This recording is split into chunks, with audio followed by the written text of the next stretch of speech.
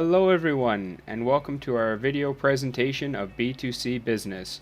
We are Team Jeff and the Kids, and this is for class INB3104 Introduction to E-commerce. Again, we are Jeff and the Kids. Our slogan is "Don't make me turn this car around." Our group members include Pornraksa, Aaron, Iso, Lucas, and Jeff. In this video, we will be highlighting the different challenges and processes involved in B2C business in regards to e-commerce. So some of these topics will include the process model and its variants, the pricing challenge, the fulfillment challenge, the payment challenge, CRM systems, as well as software systems. First up, we will describe to you about the process model and its variants.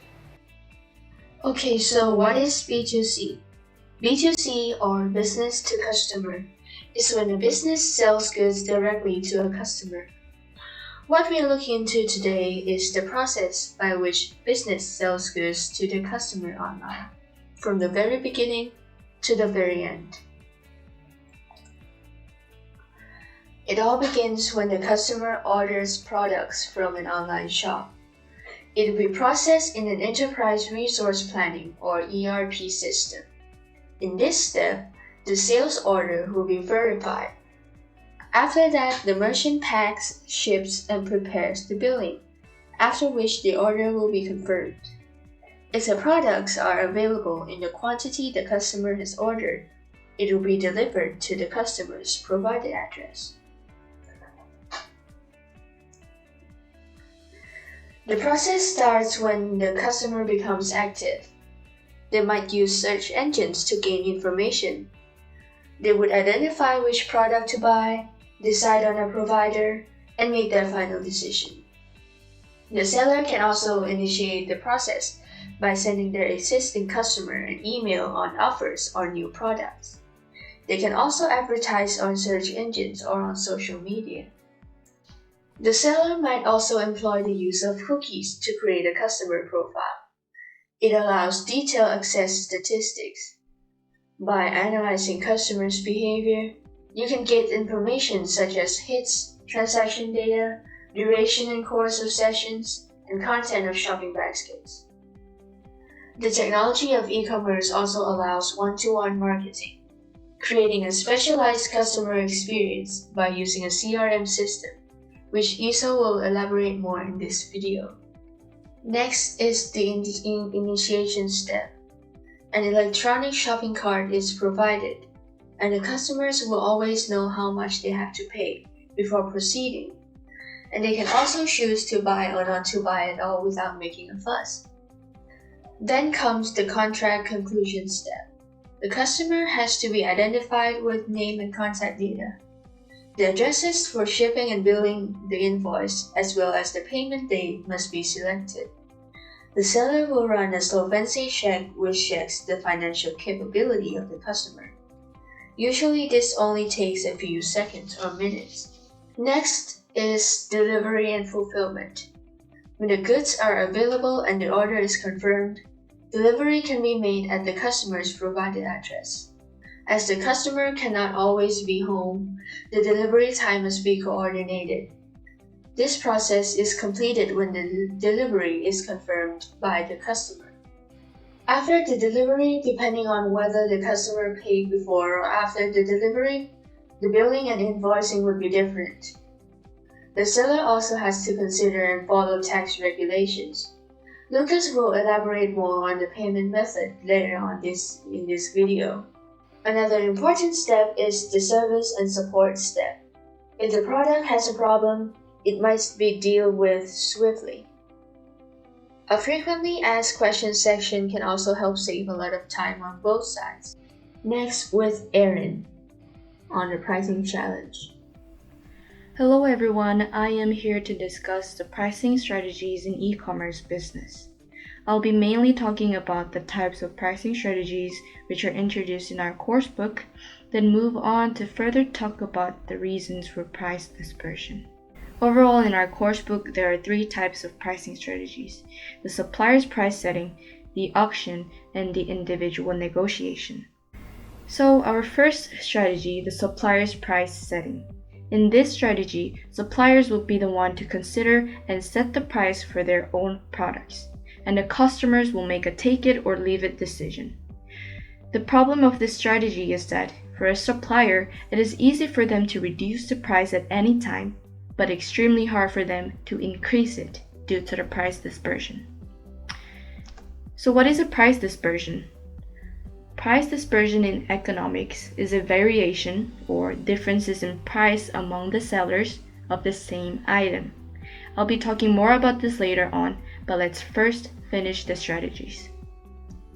The second pricing strategy is the auction. Auction, in our real life, is a process of buying and selling goods by offering them for a bid, then selling them to the highest bidder.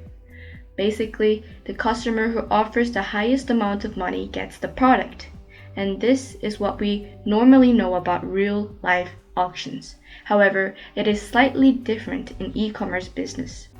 E-auctions are proceeded within the internet, so they have different ends in auction rules. Late-minute biddings are progressed, and therefore ending times are uncertain. For the customers, there's a disadvantage in this strategy. E-auctions are obviously proceeded without physical inspections of the goods, which means the customers aren't really available or able to examine the true quality of the product. So, with this strategy, the reputation of the supplier is fundamental to gain trust from the customers. Last but not least, the individual negotiation. This strategy is by individually negotiating with the customer.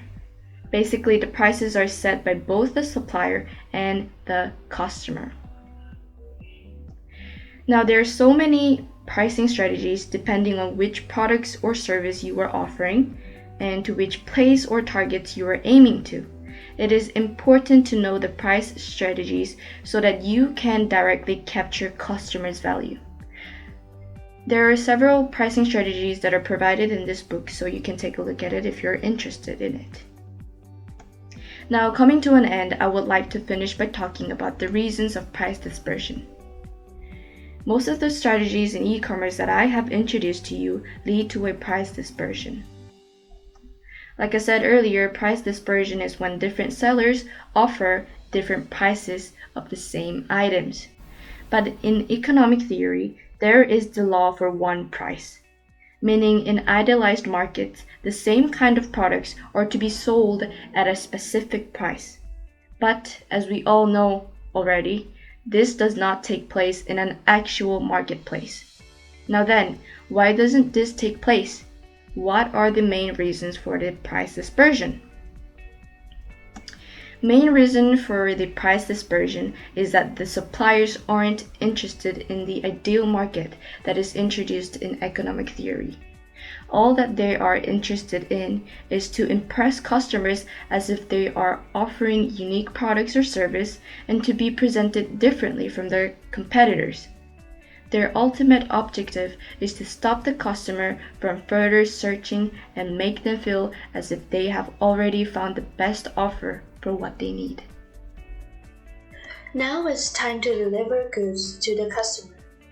There are two types of goods: real goods, which are goods with physical forms, such as hard copy books.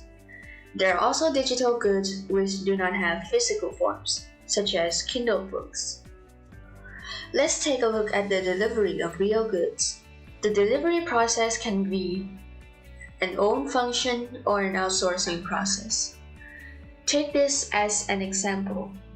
OfficeMate, a Thai online office supply retailer. They deliver their own products, which are generally ordered in large quantities and are mostly huge in size. Meanwhile, Banana IT, a tech retailer, chose to outsource their delivery to a carrier company. Their products are mainly small and smart devices. So how is it different when it's an international order? The issue comes in the form of transshipping, which is when we ship goods to an intermediary before the goods are shipped to another destination. Usually when this happens, the means of transport are also changed. For example, after goods travel by plane from Germany to Bangkok, a truck is utilized to carry the goods from Bangkok to Chiang Mai. This constant change of hands increases the risk of the product being mishandled.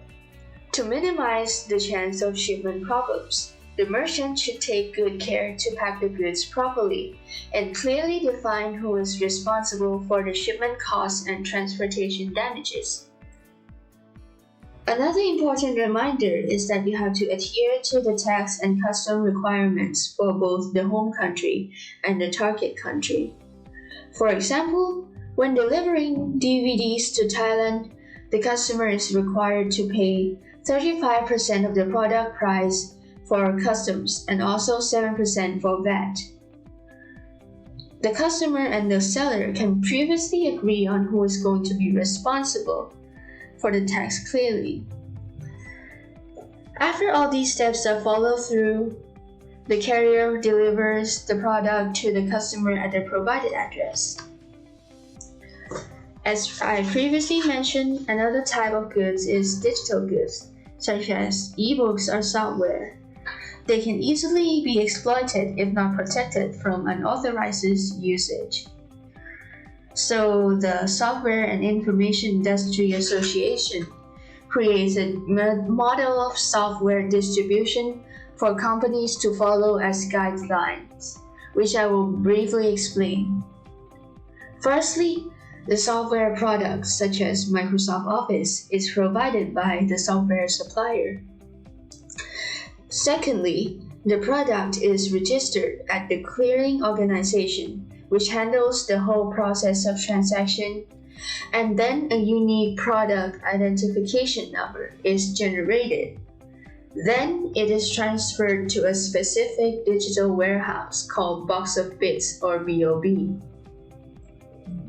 Next, the customer pays for the software and gains a digital key and a license from the clearing organization, who is also responsible for key distribution and registration, as well as acting as a gateway for money transfers. Now let's move on to how customers can pay the merchant and which payment method the merchant could choose to utilize, with Lucas. Any e-commerce business, successful or not, will face some sort of payment challenge. In today's world, we have many options for payments, such as cash and e-money. These payment types have its conveniences, but also its flaws. First, I'll quickly mention what cash e-money is and does. Cash is the basic form of payment transactions. This is a primary payment method. Transactions are made in person between the supplier and the customer. I would say everyone has used this form of payment. Some examples like 7-Eleven and Starbucks. Cash money seems simple, but it also has problems maybe we rarely think of or we don't think of at all. Physical money could be lost or stolen during or after a transaction. Counterfeit money could be exchanged between transactions. This happens every day and sometimes it's just too late once you find out. An example could be 7-Eleven employees exchanging money so fast they don't even realize they have received a counterfeit bill. Some businesses may not accept certain currencies. Some may only accept online or e-money type of transactions. Lastly, something that has become a major threat recently is exchanging money which could carry viruses such as COVID-19. This has kind of made my next topic more popular. People are doing more online shopping now. So it's e-money. What is e-money? E-money is currency or electronic money which is stored in a bank's computer system. It is considered safer than physical money. It can be exchanged into physical cash. It is used worldwide in many e-commerce companies, big and small. Some major companies which use e-money are PayPal and Square. These companies charge a percentage on the amount withdrawn. So here are some examples of e-money. Credit and debit cards. Everyone I know has one or both of these forms of payment. It is accepted pretty much anywhere, such as ATMs, shops with card readers, PayPal, and Amazon. Paying online using a smartphone has become even more popular, especially now, like I said, COVID-19. People are using their phones for Grab, food, or some kind of online shopping because they may be scared to go out. And the next is e-wallets, a prepaid account allowing storage of debit, credit cards, and bank accounts. An example, Apple Pay or a Starbucks card. Then we have network banking. It's online purchases or deposits which are made directly from a bank. For example, paperless bills, money transfers, snapping a picture of a check instead of physically going to the bank to make a deposit. Finally, we have online shopping, such as Amazon and PayPal, to purchase products or send money. Although convenient, e-money also comes with its flaws. Increased costs for extra online security to protect businesses and its customers, keeping up to date with online security, training employees to handle new security issues and threats, higher chance for security issues such as breaches, hacking, and fraud, which could lead to loss of sensitive information such as emails, addresses, credit cards, and accounts. Customer identity theft can lead to costly legal matters. Someone might sue your business because you had their information hacked, which was their information also, right? So they may sue your entire company. Next is repetition or your trust. Gain and keeping trust of customers. A big issue could lead to financial problems within a business, loss of long-term customers, and customers may seek elsewhere for their business. So if you do not have a good reputation, your long-term customers may go somewhere else like your competitor, or you may not even get you customers at all, which is very bad for a business. So that is all for what is money, e-commerce money, and what it does. Next is ESO with CRM, what it is and what it does. I'll be presenting about what CRM is, what are the benefits of CRM, and why is CRM important for businesses. With that being said, let's get started. So what does CRM stand for? CRM stands for Customer Relationship Management. Well, that's a broad term, but in its simplest form, CRM basically refers to any strategy, approach, or system that helps a company to improve and manage relationships with customers and prospective customers by collecting, analyzing, and measuring data. In another word, CRM software is a 360-degree view which allows you to see all your customers' information and your company's data in one clear platform. Everybody that comes into contact with customers, including sales, marketing, and customer service, they all get value from this system. You can look in the textbook on page 83 and 84 to look at the benefits that CRM provides for each department. Now let's take a look at the benefits of a CRM system. So the first benefit is all-in-one database. Let's say that you own a company. So you are a boss. And in your company, you have a sales team. And in the sales team, you have 3 salespeople. Let's say they are Aaron, Lucas, and KP. And Jeff here is a sales manager. So all 3 of them report to Jeff. But instead of using a CRM system, Lucas, he uses Outlook to keep his customer contacts, while KP should use Excel to keep her customer information. Erin, on the other hand, uses another spreadsheet to keep her contacts. Now, this causes a huge problem for Jeff. Since KP, Lucas, and Erin are working with customer data in different formats, it's impossible for Jeff to build reports on it, nor give the boss a pipeline report. He can't tell the boss how effective their sales performance is and how much profit they're making or losing, all because the data is not organized but decentralized. So that is when a CRM plays its role. CRM helps salespeople to store their sales opportunities, documents, and their upcoming tasks, as well as the customer's profile, all in one centralized platform. The next benefit is customer history. Not only you can gain access to your customer's profile, CRM system helps you to analyze and monitor every customer's history, their past purchases, and their behavior toward an organization. Last but not least, communication history. CRM allows you to track all the customers and leads' interactions, such as their reviews, their call details, through a wide range of channels. This allows you to know where you are with your customers and how to follow up with leads during the sales process. Now, coming to an end, I would like to finish this section by stating the reason why CRM is significant. There are many reasons to answer this inquiry, but here I will explain 3 reasons why CRM is important in order to make your business grow. So the first one has to do with profitability. Since you can have a 360-degree view on all the invaluable customer data, you will effectively manage your relationships with customers and leads. So when you effectively manage your relationships with leads, more leads will be converted to paying customers.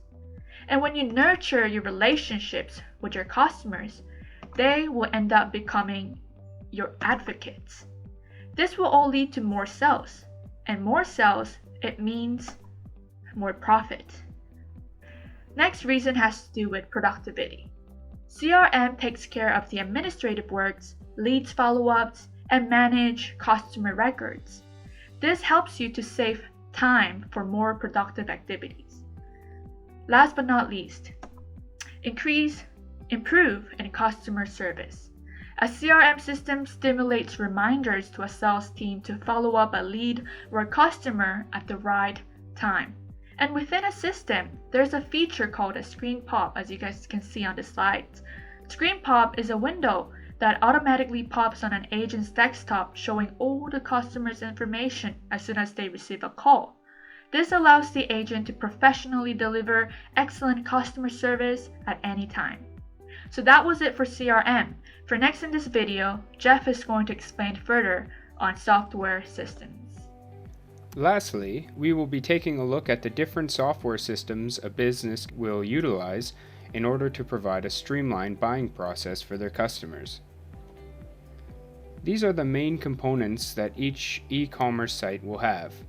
First is the ability for your customers to sign into your website. Your site must also have a clear way of displaying your goods or products. You must provide a cart and checkout service for placing orders. And finally, your site must include a delivery system to get your products to the customer. By having the ability to sign into your website, this not only fosters brand recognition for your customers, but also allows them to keep track of their previous orders and save shopping carts.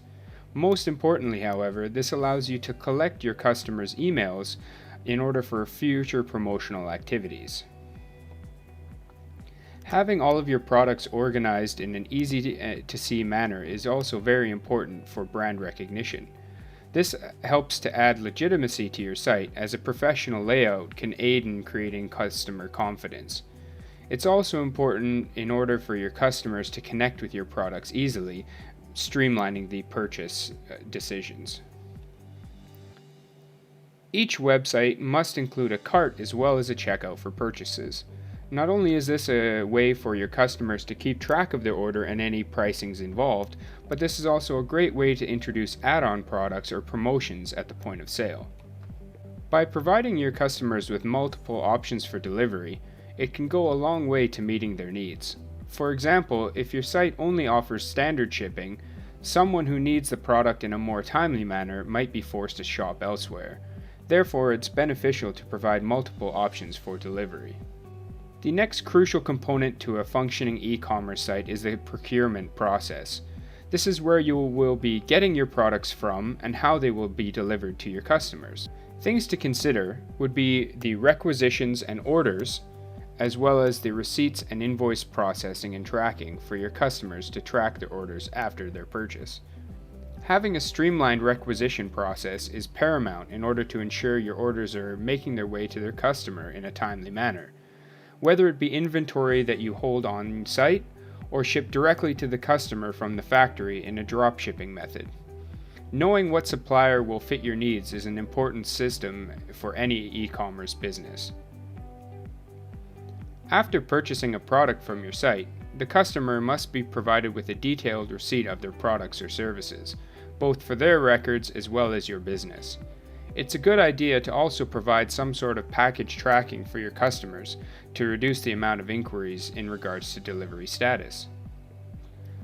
By implementing these systems successfully into your website, you can ensure that your customers have an enjoyable experience and will return to your business again in the future for future sales. Thank you for your attention and good luck in your business ventures.